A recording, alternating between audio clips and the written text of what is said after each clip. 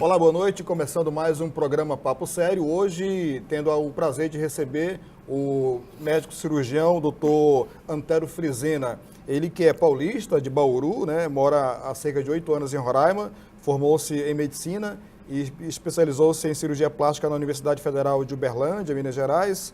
Já realizou mais de 500 procedimentos em Boa Vista e atende pessoas de vários lugares do Brasil, inclusive do mundo. Eu esqueci alguma coisa? Obrigado, Elismar, uma boa noite. Boa noite, seja bem-vindo ao Papo Sério. É um prazer aqui esclarecer algumas coisas sobre cirurgia plástica na cidade. Doutor, eu queria começar falando sobre um assunto delicado, mas que é de grande importância para a gente aqui, que é essa grande leva de mulheres que estão procurando a Venezuela para fazer cirurgia plástica, colocar silicone, fazer lipo. O que o senhor pensa a respeito disso?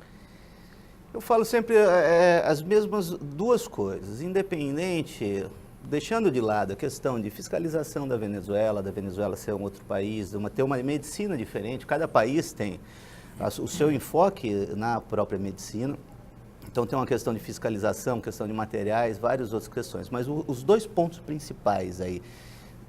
Primeiro ponto, você é um estrangeiro na Venezuela. Então, você não é um cidadão. Então, você não tem os direitos de um cidadão. Então, há muita proximidade aqui do estado de Roraima com a Venezuela, faz a gente ter muito contato com a Venezuela. Eu vou muito para a Venezuela, gosto muito da Venezuela, mas isso vai dar uma falsa impressão de segurança, que, na verdade, lá você está num país estrangeiro, você não tem direito... São as regras deles, né? E você não tem direito a questionar. Entendeu? O médico brasileiro, ele faz tudo dentro de aquela fiscalização da Anvisa, todos os hospitais são fiscalizados, as técnicas, a formação do médico, tudo você tem aonde saber, aonde procurar, e você tem como também, algum problema, você tem como acessar, você tem direitos de cidadão. E o outro grande ponto é a viagem. Essa viagem longa, nunca você deve operar, você tem que esperar 3 dias o prazo de uma viagem para você fazer uma cirurgia. E depois você deve ficar 15 dias no mesmo lugar. Incluindo viagens de avião, por causa da alta da questão da rarefação do ar. Isso pode causar vários outros problemas, por causa da baixa pressão do avião.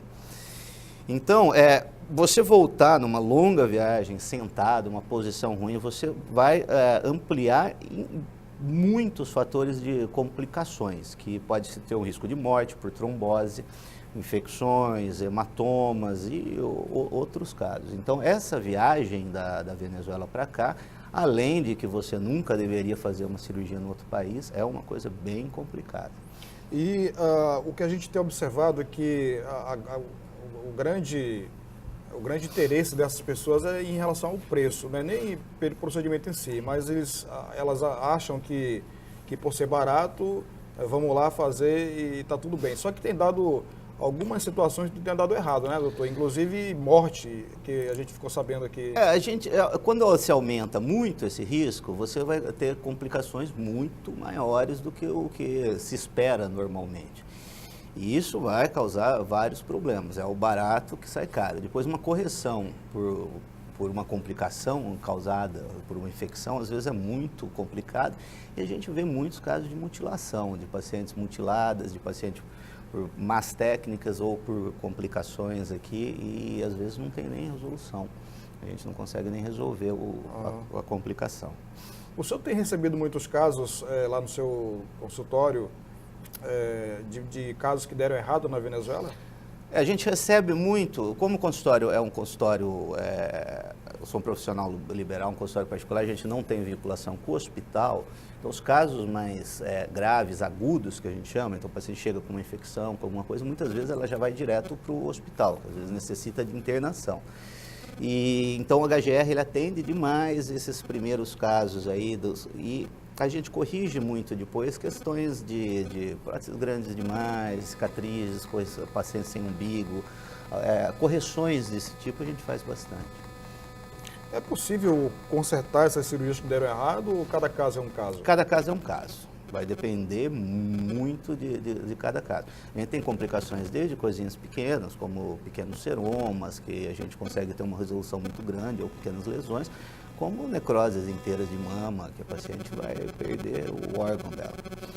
A gente pode associar esses casos que deram errado com a situação pela qual a Venezuela está passando, situação de crise, de repente afetou também a área médica ou não tem muito a ver? Com certeza, a situação de crise com certeza afeta a área médica. Inclusive temos vistos aí pacientes chegando da Venezuela com curativos impróprios, com várias coisas aí impróprias que a gente percebe que está tendo alguma falta de insumo médico lá.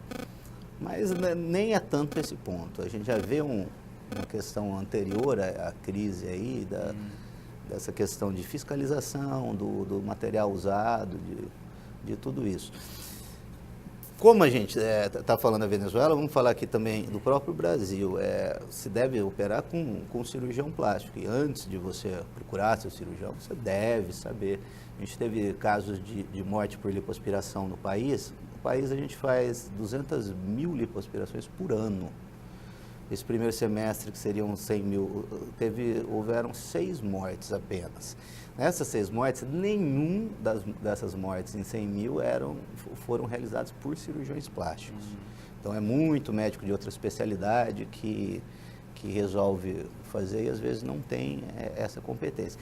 Então, plástica é uma coisa que se deve ter muito cuidado, deve ser muito pensado, desde o motivo que você tem para fazer essa plástica, pelos motivos certos, e todo um acompanhamento.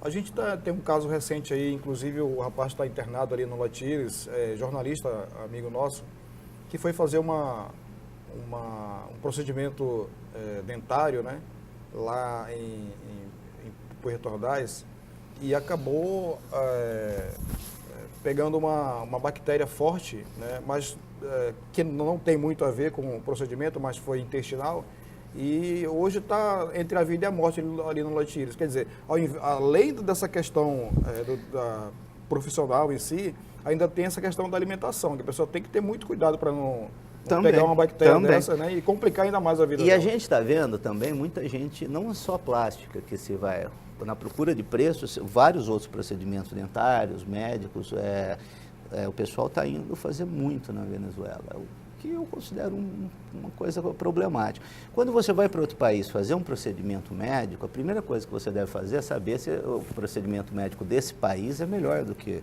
o do seu. E segundo, fazer um seguro de saúde, para você ter uma segurança maior nesse outro país. Para você que ligou a sua TV agora, nós estamos recebendo hoje o médico cirurgião, Dr. Antério Frizina. A gente volta no próximo bloco para continuar essa conversa aqui, muito interessante. Não saia daí, a gente volta em um minuto.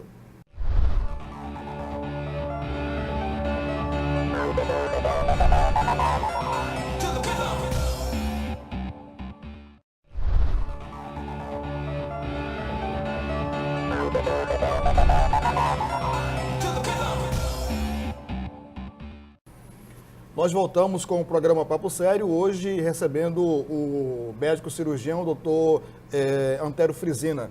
Doutor, levantamento realizado recentemente aí pela Sociedade Internacional de Cirurgia Plástica e Estética, divulgado em 2014, revelou que o Brasil foi o que mais realizou procedimentos cirúrgicos em 2013. Essa ainda é a realidade hoje? Sim, o Brasil ele sempre está nos primeiros 2 lugares do mundo, é sempre Brasil e Estados Unidos, em questão de cirurgia plástica. Às vezes o Brasil está em primeiro lugar, às vezes os Estados Unidos.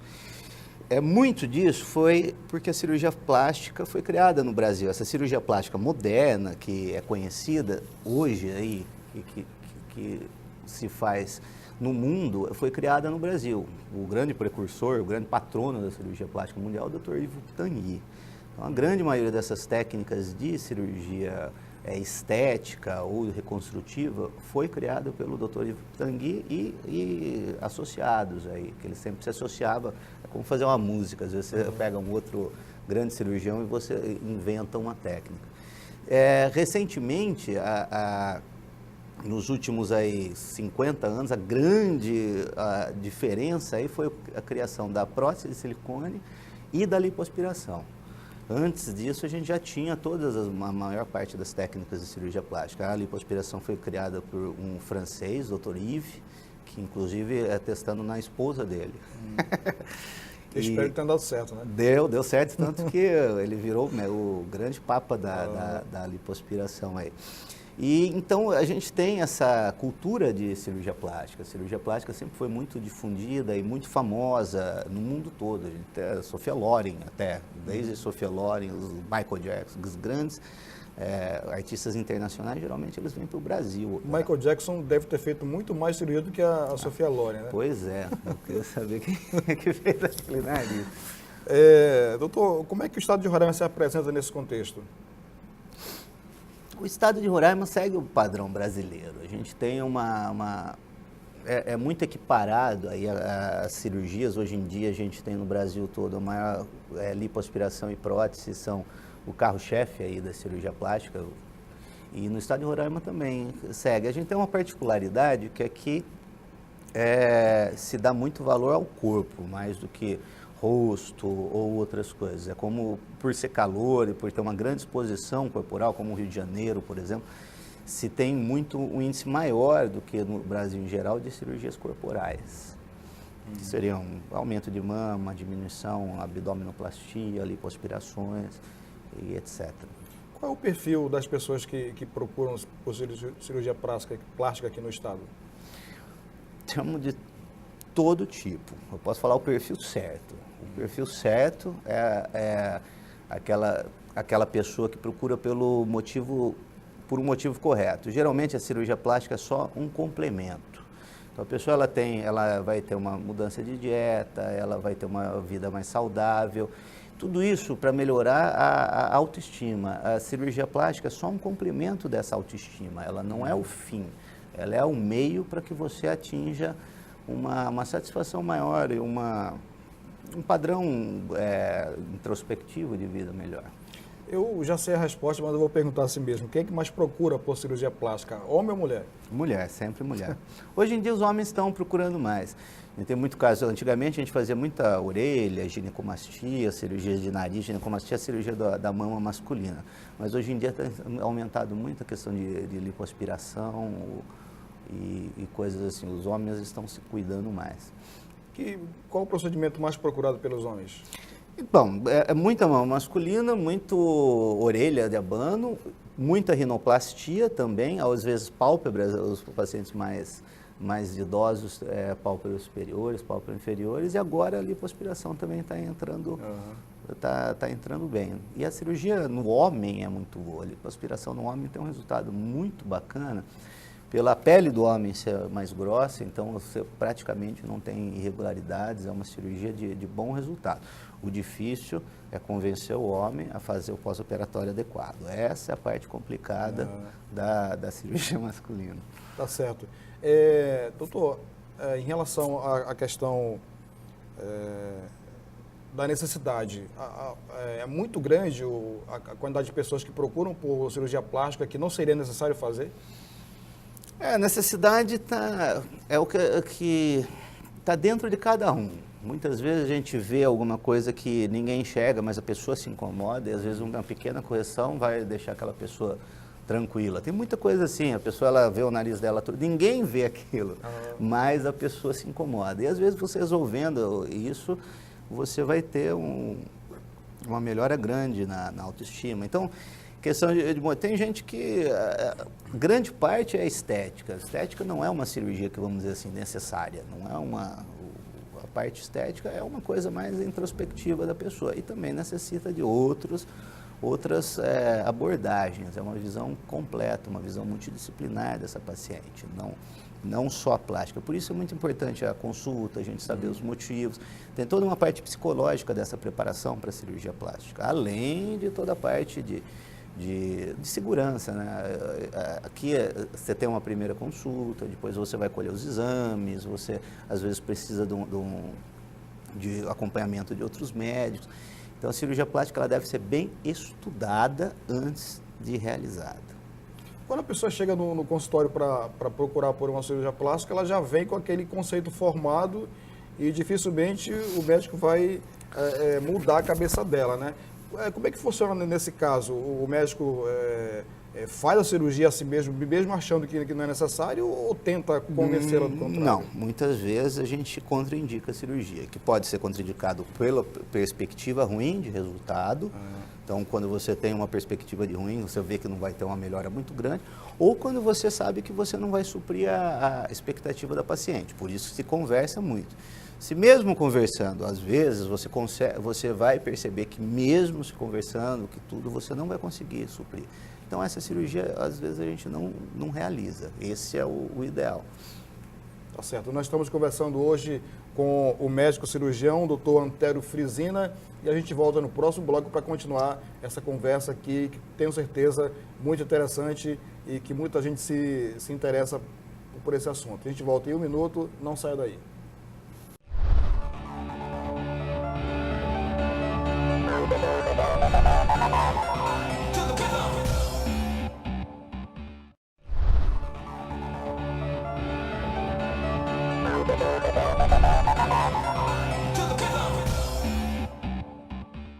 Nós voltamos com o programa Papo Sério, hoje conversando com o médico cirurgião, Dr. Antério Frizina. Doutor, quanto custa para fazer uma cirurgia plástica hoje no Brasil? O preço varia muito de estado para estado?